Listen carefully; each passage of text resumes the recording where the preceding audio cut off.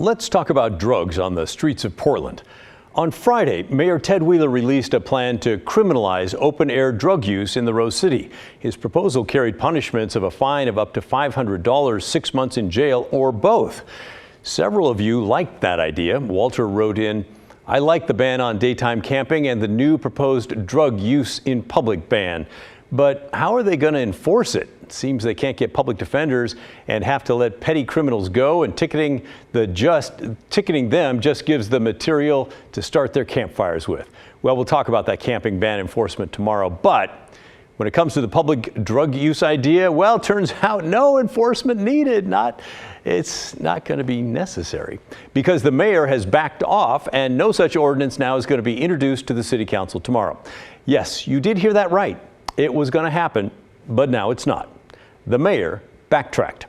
Just last week, he announced this plan to combat open drug use, released a canned video statement, and refused to give interviews after the announcement, and then stuns us today with an about-face 4 days later. The mayor sent a statement today with his reasoning as to why and what he thinks will prompt meaningful change on Portland's streets. He says that he first got the idea for his proposal during the GOP walkout in Salem because a bill criminalizing some fentanyl possession was being held up in the Senate. But this weekend, a surprise. The state bill targeting fentanyl actually did pass the House and Senate just before the end of the session. It currently sits on the governor's desk.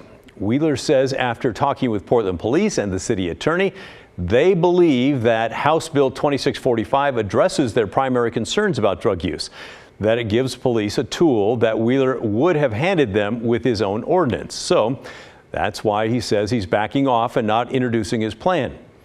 But does the bill do exactly what the mayor's plan would have done? The short answer is no. Let's explain.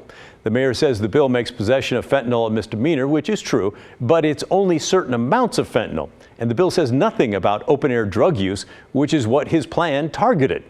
Here's what it will do. Anyone found with 1 gram or more or 5 individual doses of fentanyl can be charged with a Class A misdemeanor. The penalties that kind of charge carries are up to 364 days in jail, a fine of just over $6,000, or both. Advocates say the bill will take fentanyl dealers off the streets, and they believe the law is needed because right now Oregon law does not have a Class A misdemeanor charge for possession of fentanyl as it does for other drugs like heroin, meth, and cocaine. And the bill includes an emergency clause that will put it into effect the moment Governor Kotek signs it. So, yes, it's very likely there will be a statewide law criminalizing possession of fentanyl, but only in certain amounts. In theory, if someone's using on the street, police could talk to them, but if they have less than 1 gram or 5 doses of fentanyl, the only consequence would be a Measure 110 citation, which, as we have explained many times before on this show, does little to nothing. So, here's my opinion on all this. The mayor must really have a sore back from bending over so far backwards trying to explain this flip-flop.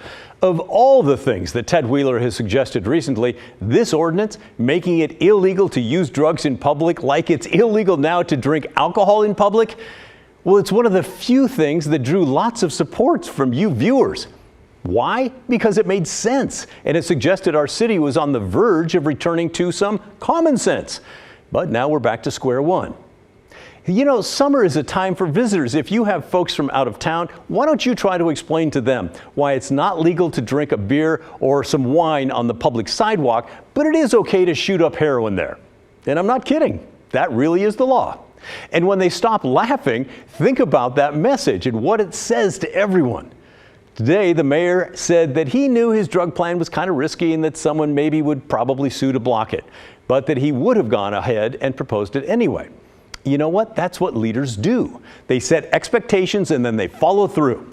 Let the courts decide what's legal or not. But in the meantime, you are telling the public this is not acceptable. It's not going to fly in my city. In fact, it's going to stop. The fact that the mayor bailed on what even he called a common sense move, well, that speaks loudly about his leadership in this instance, or his lack thereof. That's my opinion anyway. You don't have to agree with me, but I hope it makes you think about this. And by the way, while you're thinking, send me an email. Let me know what you think about this. Did the mayor make the right call and I'm just full of hot air? It's possible. Or is it just the opposite? or maybe something else. Our email address is thestory@kgw.com, or call and leave a voicemail. The number is 503-226-5090. I do look forward to hearing from you.